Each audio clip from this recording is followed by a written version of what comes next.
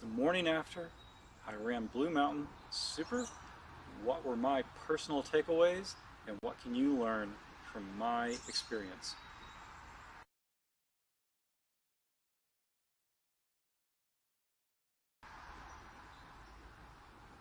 Hey guys, Chris Love, the normal fat guy here.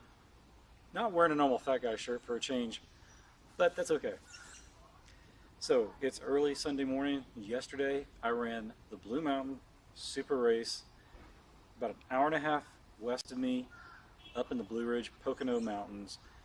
I guess it's just Poconos up here. Still not quite sure. I live outside of Philadelphia, but anyway. Uh, so I ran the Super, probably about 8.5 miles, even though the map showed it just shy of 8. It was probably 8.5 or more miles. They said it was roughly about 3,000 feet of elevation gain. It might be more, I don't know. It was tough. Reiterated the fact that I am not a mountain runner, and I own that fact. Okay, I did pretty good for the first mile and a half, 2 miles, and from there, well, not too great. That's okay.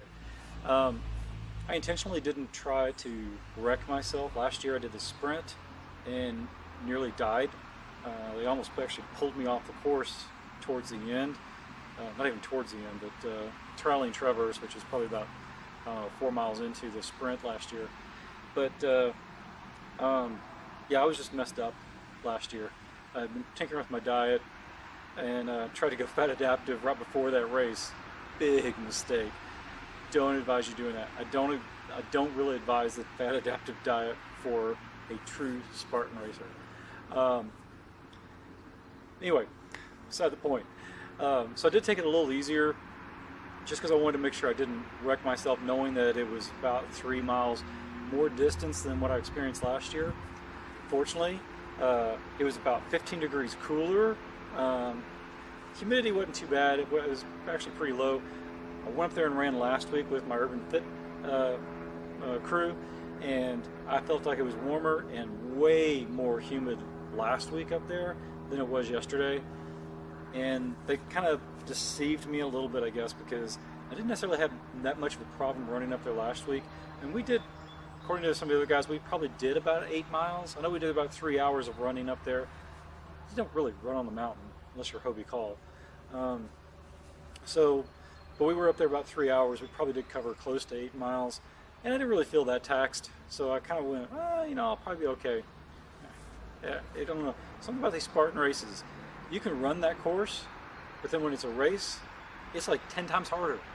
I don't even know what the deal is. Anyway, so how did my race go? Well, I finished in 4 hours, 43 minutes, and some seconds, obviously, which is way slower than I anticipated. I was actually trying to shoot for 3 hours like an idiot. Anyway, I got the look at the course map. Basically, you always start up on the tubing hill, and that's, I don't know, it's about 300 yards, I think, probably at about a 25-degree pitch. It's not the easiest run. I did run all the way up, and then you got some flat, so to speak. It's not much of an incline at all, but you probably go for another maybe half mile or so at that point before you start an ascent. And last year they took us up the ski lift path, which was a pretty brutal death march.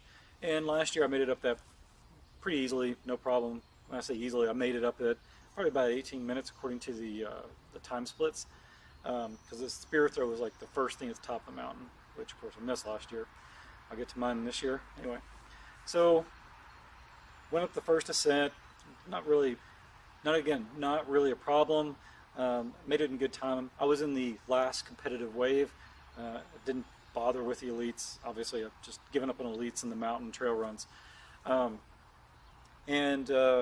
I remember right, we did the vertical cargo net, and I forget what the next obstacle was. Something else up there at the top.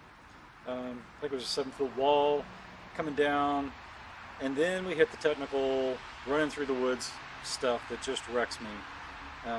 This is why I say I'm not a mountain runner. I enjoy this stuff, but I don't enjoy running down on loose rocks in the woods at about that much of a pitch with mud and moss all over it. It was pretty wet. It was pretty. It wasn't like Ohio Beast last year where it was up to my knees at a lot of places, but it was really, really soggy. They had gotten a couple of inches of rain Friday night. We had some rain Friday, but it wasn't near as intense as what they had up there. And the course was pretty wet in some spots. It wasn't as bad as I think they were playing it out in the live coverage, which I'll talk about in another video. But yeah, I got past a ton going down that hill. I don't like try to just sprint down those things. I'm trying not to crack my skull open. Okay, I'm mid-40s. It's not worth it to crack my skull open. But you know, I made it down just fine, and I hit the Olympus. And it's the first time I've seen the Olympus. And I was cruising along pretty good, and I was probably one more arm reach away from being where I could slap the bell, and my feet went out from under me, and just frustrated me because I just couldn't recover them fast enough before they hit the ground. You know, no one saw me. I probably could have just kept going, but I did the burpees, which, you know, then you go up. It's actually a pretty steep hill going into the spear throw. I got a video where I'm watching the top male elites come into the spear throw. I'm going to post that one as well, so make sure you watch that video just for fun. It's a pretty steep little hill. No problem. No, you know, not really a daunting task. Got the spear throw and lined it all up.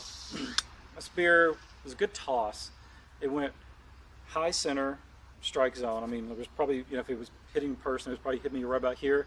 And I thought, oh yeah, it's stuck in. But it did that bounce that you just hate to see. You know what's going to happen. It jiggled and fell out. And I'm like, so frustrating. I can't tell you how many times I have like basically hit the spear toss dead on and it's just not stuck. And that was what happened to me yesterday. It's just a chronic problem I have, especially in the race. So I did the burpees there, go into the multi-rig, and I'm like, okay, I got this one. I practice this all the time at the gym, but we don't really practice multi-rig. You can't really simulate the multi-rig anywhere because they change it up every place. And yesterday's multi-rig was rings, horizontal bar, into rings, which I do practice those individually, and I do practice a transition from a horizontal bar to another horizontal bar. I have a very big weakness on these rigs, and it really came out yesterday, and I thought it was one of those things after I got through it, I thought about it. Did the first rings, no problem.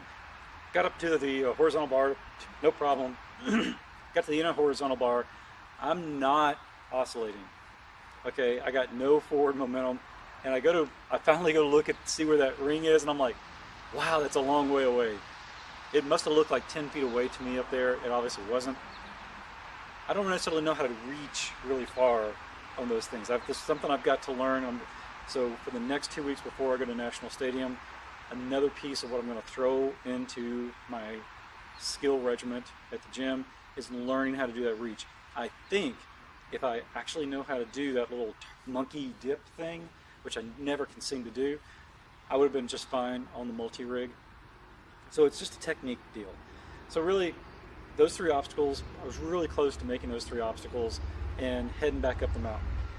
From there, it was A-frame cargo net and a pretty brutal ascent through the woods. And that one just wore me out. That was the ascent that just wore me out. It took me forever to get up that hill. And we went up to the top there, and I can't remember how it all went out. I think we went right into the little log carry thing. Man, that was so easy. It was nothing. Then the sandbag, I got so lucky because I was so slow. Plus, I was one of the later competitive waves, the last competitive wave. They were not requiring double sandbags. Woo! I got lucky there. Got to admit, you know, not near as taxed as some of the other folks. So anyway, got to be thankful for that. Went through the sandbag carry. Actually stopped a few times on the ascent in the sandbag carry and just sat on the sandbag, you know, for a half minute or a minute. Again, just trying not to just wear myself out. I probably could have gone a little harder on that, but I was just being precautious because I just know myself, and I just didn't know how far I could push it. And from there, he went to the monkey bars. And evidently, I did a fantastic save. Now, last year at Citi Field, not Citi Field, but Citizens Bank Park, I was doing the monkey bars, and I just happened to miss one of the bars, and I couldn't recover from that. And it was something that mentally I was like, I'm going to be able to recover from those mistakes. And this is one of the things I think we've got to learn if you're going to be good at obstacles. You're going to have something mess up, and you've got to learn to recover from that. And for example, that's what cost me on the multi-rig at Lambeau Field, not being able to recover. That's what cost me on Olympus yesterday, not understanding how to recover. And that just takes a little bit of experience. Anyway, so that happened to me yesterday. If you know the Spartan monkey bars, you go one rung and it's actually up about 6 inches to the next one and up about 6 inches to the next one, and then it goes straight across before it descends back down. Okay, so you actually got to get some height. You almost got to do a salmon ladder kind of thing to get up those first 2 bars. And I remember I reached up for that first one and I just barely missed it. And I actually did the monkey swing on that one without trying, I guess. But I knew I was calm, and I knew all I had to do was just keep my feet up, and I could get my arm back up, re-situate myself, and keep going. Anyway, when I got done with it, I did the monkey bars just fine. Once I got that save in there, I had several people come up to me that were behind me, I guess, and they were just like, "That was amazing." I don't know, but I just thought I'd share that with you. If something goes wrong on an obstacle, don't just give up. Try to see if you can recover. Don't panic. That's something you've just got to overcome. All right. Anyway, so off I go. Tire flip. Man, what a frustrating obstacle that was. I flip tires all the time at the gym. In fact, I did one set of 30 flips the other night. Okay. I go to get those tires. There's nowhere to put your finger underneath this tire. I mean, it was just impossible. And I tried and tried, and I thought about it.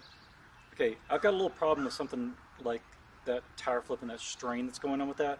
I'm doing self-diagnosis. I got like really low blood pressure, and when I do stuff like that, a lot of times I get very lightheaded, and I'm very close to being able to passing out.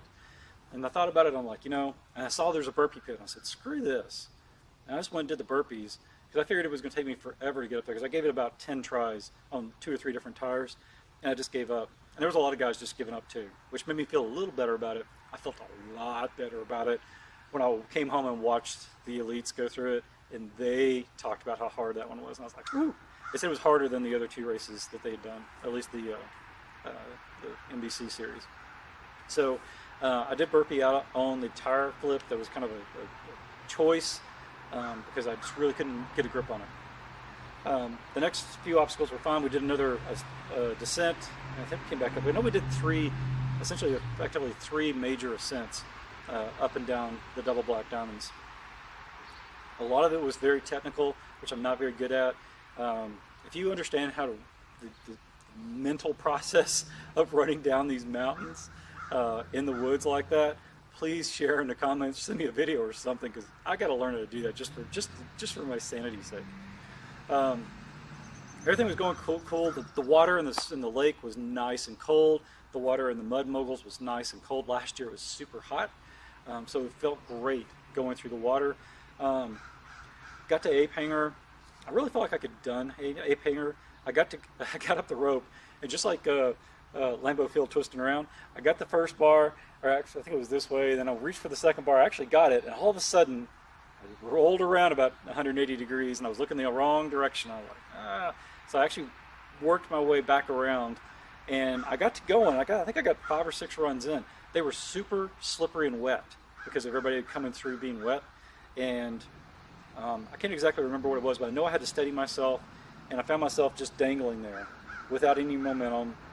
And I tried to get something going, but I just couldn't. And I just said, it's just not going to happen right now. So I gave up and did the burpees and went on with my life. Bucket Brigade, it was tough because you go down a pretty steep hill and back up a pretty steep hill. A lot of us, there were Cliff Bar signs up there, and a lot of us were just going from Cliff Bar sign to Cliff Bar sign, putting it down, picking it back up. So heavy carries definitely are something I'm even though I feel comfortable with them, watching the elites is something I'm really going to work on hard just to possibly be able to do that whole thing unbroken, like Hobie and some of those other guys were doing. That was really impressive to see that. Got to the Twister, and I actually felt pretty confident. Never seen Twister before. Again, an obstacle I don't know how to do because I just hadn't done it yet. And I got to the first bar, no problem. Got on the truss. I was like, woo! And I was actually trying to cruise through it pretty quickly because I felt like if I had kept my forward momentum, because the other obstacles I lost that momentum that I failed the rig and the ape hanger. I was like, I just got to keep my momentum going. So I was kind of going probably a little too fast. And so I reached out for one of the handles, and I just, I don't know, just didn't get a grasp around it. And I was talking about not panicking and being able to recover. I just couldn't recover because I had my hand up here on the truss, and it was all kind of tight and stuff, and I just didn't understand the mechanics of it yet. And I think if I'd have been able to make that transition, I think I'd have been fine on there, because I don't think the grip strength, it wasn't grip strength, it's just technique that cost me on the twister. But from there, it's just downhill, under the duck wall, and across the fire. Always somebody with a loud muffler. And finishing up. I knew I was somewhere around 4 hours. Later last night, I finally got my official time was 4:43. Again, I was trying for 3 hours. Honestly, if I hadn't have failed, let's say those 3 obstacles right there, the Olympus, the spear throw, and the multi-rig, you probably can lop off, I don't know, maybe a half hour or so, because I wouldn't have been so tired going up that ascent. Again, if I had a little better technique on the ape hanger and the twister, probably would not have failed those either. You can maybe give me, I can definitely say I could probably finished under 4 hours. And again, just more running efficiency on the mountain. Again, I could have probably brought that down a lot more. I'm just not confident, especially running down the mountain, and I need to have more stamina and endurance to be able to ascend and eventually be able to run more on the verticals than just hike like everybody else. So, all in all, I feel pretty good. Literally, I feel good today, which I was very surprised. Last year, I was wrecked. But I feel great. Already taking the dog on a walk. Going to do an interval workout here after I shoot these videos. I feel like I could actually go out there and do the sprint today. I'm not joking. Next year, I'll probably just do the sprint, just because I've now done the Blue Mountain Super, and I got to tell you, that was a very difficult, very hard race, and props to the folks who just know how to do that kind of stuff. I really got a lot of respect for you, and hopefully some of the lessons I learned yesterday will pay off for me at National Stadium in a couple of weeks, and hopefully they'll pay off for you as well. This is Chris Love, the Normal Fat Guy. If you like the video, definitely hit the like button, subscribe to the channel. Good questions, comments below, share with your friends.